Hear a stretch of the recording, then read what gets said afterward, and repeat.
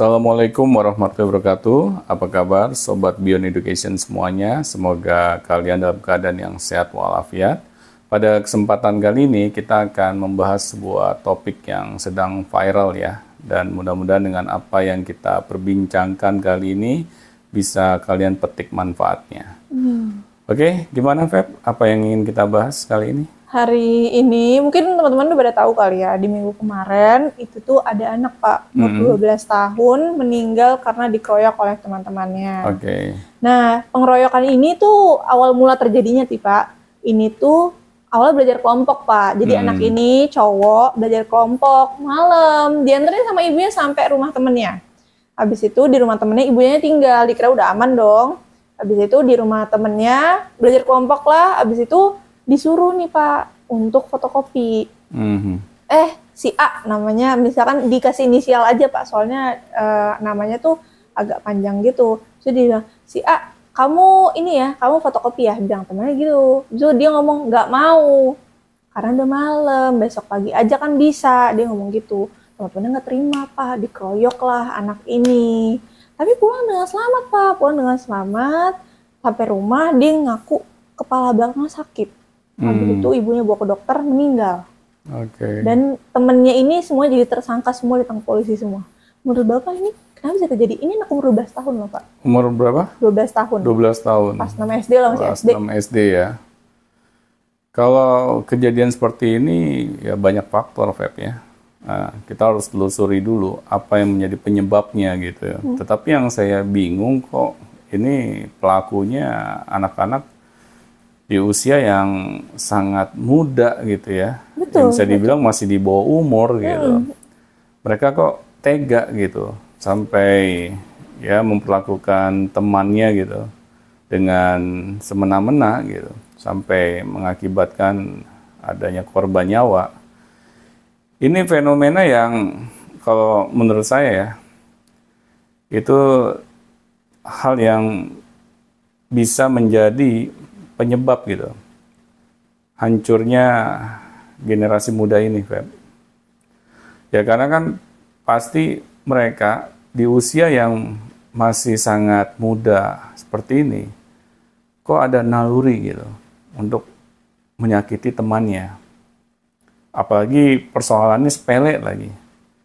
Ini kan ada sesuatu gitu di dalam diri anak-anak kita ini. Apakah mereka tidak pernah mendapatkan pendidikan budi pekerti, baik di rumah maupun di sekolah. Karena kan anak kalau di usia muda sampai perilakunya negatif, pasti ada yang salah gitu dengan cara para orang-orang dewasa di sekitar mereka itu dalam memperlakukan anak-anaknya. Karena apa? Karena namanya anak-anak kan database-nya di dalam kepalanya itu masih terbatas gitu. Mereka berani melakukan hal tersebut. Itu siapa yang dicontoh? Nah ini kita harus mencari tahu penyebabnya apa. Karena nggak mungkin gitu anak-anak serta-merta melakukan tindakan kriminal seperti ini. Tetapi tidak ada yang mereka tiru.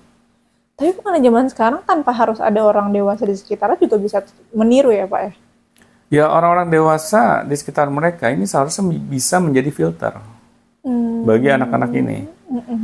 Jadi orang-orang dewasa kan kalau misalnya mereka tidak abai ya, mereka akan menyaring gitu segala informasi yang masuk ke diri anak-anaknya.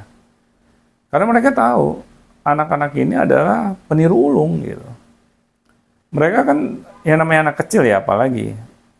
Mereka senang gitu mengeksplor sesuatu. Keingintahuan mereka tuh sangat besar gitu akan segala hal. Nah, di sini peran orang dewasa gitu yang harus menjadi filter. Mana yang boleh, mana yang nggak boleh. Nah, tetapi kalau orang dewasa saja abai, misalnya orang tua di rumah saja abai, guru-guru di sekolah abai, ya akhirnya nggak heran gitu kalau saya melihat perilaku yang seperti ini. Terus menurut Bapak ya Pak ya, anak-anak ini perlu dihukum atau tidak? Kalau menurut saya nggak perlu Itu apa dihukum. ya? mereka harus dididik. Ya. Jangan suatu kesalahan dilakukan oleh anak kecil, terus kita memberikan pembelajaran yang bukannya mendidik mereka agar mereka tahu mana yang benar, mana yang salah, tetapi malahan kita memberikan hukuman yang tidak mendidik mereka. Misalnya, kalau hukuman yang tidak mendidik, kita mau menjarakan mereka misalnya. Sekarang dengan kita penjarakan mereka, apa sih dampaknya bagi tumbuh kembang mereka nantinya? Pastinya kan akan menjadi trauma. Di usia 12 tahun, tetapi mereka sudah menghabiskan sebagian besar hidupnya, itu di balik jeruji penjara. Orang dewasa saja, ya, kalau misalnya mereka pernah menghabiskan waktunya di balik jeruji penjara, itu bukan menjadi lebih baik. Tetapi malah mereka lebih parah lagi dibandingkan sebelumnya, perilakunya. Karena di dalam jeruji penjara itu, mereka tidak dimanusiakan. Masalahnya itu. Nah, seharusnya anak-anak ini, bukannya misalnya kita berikan konsekuensi yang tidak mendidik, ya, tapi kita berikanlah konsekuensi yang bisa membuat mereka paham mana yang mereka bisa lakukan, mana yang mereka tidak bisa lakukan. Disitulah peran orang tua dan peran sekolah gitu. Nah, apa yang kamu lakukan itu salah, nak. Ya memang ini perih bagi keluarga si korban. Betul. Tetapi keluarga si korban juga harus menyadari, ini pelakunya masih anak-anak loh. Bukan orang dewasa. Kalau orang dewasa berikan hukuman yang setimpal. Tetapi kalau anak-anak, jangan. Anggap saja ini suatu musibah gitu. Bukannya saya ini ya membenarkan hal ini. Tetapi bagaimana dari musibah yang kita hadapi ini, kita bisa petik pembelajarannya. Di sini yang memang suatu hal yang mungkin kedengarannya sangat naif ya. Kok Pak Doni seenaknya aja sih? Pelaku kejahatan dibiarkan begitu aja, malah dibebaskan, malah kita harus mendidik mereka. Ya kalau kita tidak mau sejak usia anak-anak memanusiakan mereka, kapan lagi gitu? Jangan kita memberikan ancaman-ancaman gitu kepada anak-anak ini. Ya meskipun mereka pelakunya, tetapi sadarkan mereka gitu bahwa perilaku mereka itu salah dan harus diperbaiki. Contohnya gimana tuh Pak? Bagi orang luar sana mungkin yang mau ngasih hukuman buat anak-anak gitu. Buat anak-anak yang udah melakukan kejahatan nih kayak gini, kita ambil contoh yang ini deh Pak. Kalau Bapak jadi polisi, Bapak kan jadi ngasih hukuman apa? Saya malah akan memberikan hukuman kepada orang tuanya. Kenapa kok orang tua tidak bisa mendidik anak-anaknya? Sampai anak-anaknya itu nekat gitu, melakukan tindakan-tindakan yang seperti ini. Anak kecil itu masih tanggung jawab terbesar dari orang tuanya. Kalau misal orang tuanya abai, anak-anak ini berbuat semena-mena, ya masa anaknya yang disalahkan, bukan orang tuanya? Seharusnya orang tuanya yang bertanggung jawab. Kenapa kok anak kamu bisa menyakiti temannya sampai sedemikian rupa gitu? Ini yang harus ditegur tuh orang tuanya, serta pihak sekolah juga. Mengapa mereka tidak mengajarkan pendidikan budi pekerti di sekolah? Jangan kita selalu reaktif gitu. Ketika ada sesuatu yang tidak menyenangkan, langsung kita kayak orang kebakaran jenggot gitu. Kita salahkan langsung pelakunya, tapi kita tidak menelusuri apa yang menjadi penyebabnya.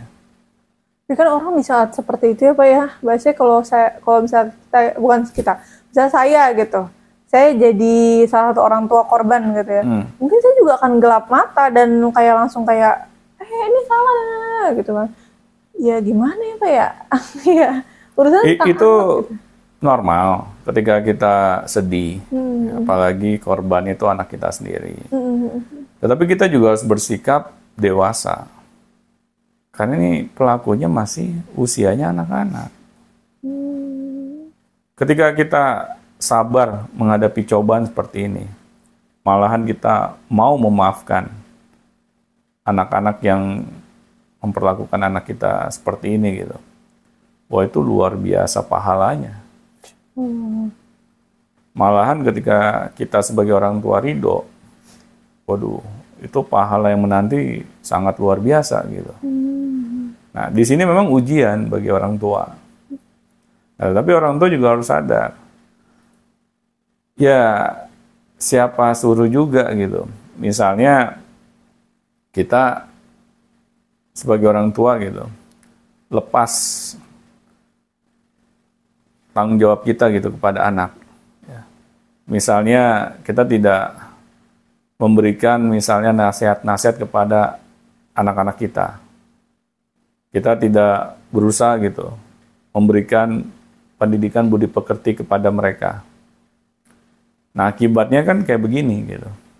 Ya, anak tidak bisa menjaga perilakunya sendiri. Ini yang harus menjadi PR bagi semua orang tua gitu. Janganlah kita abai dalam pendidikan akhlak anak-anaknya. Karena kalau kita sudah sadar di sekolah tidak diberikan pendidikan akhlak, tetapi di rumah juga sama, ya sekarang anak-anak kita perbuatannya menjadi kayak anak jadi-jadian, ya lumrah. Nggak ada yang salah dengan itu. Ya makanya kayak saya sendiri sebagai orang tua, ya saya terjun langsung dalam mendidik akhlaknya anak saya. Saya nggak bisa abai. Ya meskipun di sekolah anak saya diberikan pendidikan akhlak, tetapi bagi saya itu nggak cukup. Harus dibarengi juga di rumah. Karena anak menghabiskan sebagian waktunya, ya, malah sebagian besar waktunya, itu di rumah. Kalau anak-anak misalnya ditinggalkan begitu saja, ya, apalagi dengan gadget, ya wajar lah. Anak-anak akan meniru habis-habisan apa yang menjadi isi gadgetnya. Ini yang kadang orang tua tuh nggak mau belajar gitu. Padahal kita sudah diberikan banyak contoh di luar sana. Anak-anak melakukan tindakan-tindakan yang istilahnya di luar akal sehat gitu. Dan yang menjadi contoh bagi mereka, yaitu apa yang ada di dalam isi gadget mereka. Nah, di sini kan orang tua seharusnya mau menemani tumbuh kembang anak-anaknya, apalagi usianya masih anak-anak. Kita nggak bisa gitu. Misalnya kita begitu saja percaya gitu bahwa anak kita ini akan bertumbuh dan berkembang ya menjadi anak yang soleh dan solehah tanpa ada peran dari orang tuanya gitu. Ini yang kadang saya sungguh sangat heran gitu. Bagaimana anak kita bisa menjadi anak yang soleh dan soleha, tetapi orang tua itu tidak mau terlibat di sana. Hanya menyerahkan semuanya misalnya ke pihak sekolah lah, atau ke pihak pesantren lah, dan berharap anak-anak itu berubah gitu, menjadi ulama-ulama. Ini yang saya kaget gitu. Kok kita secetek itu mikirnya? Nah, seharusnya orang tua ya harus mau menemani tumbuh kembang anak-anaknya. Sampai anak-anaknya itu masuk ke liang lahat.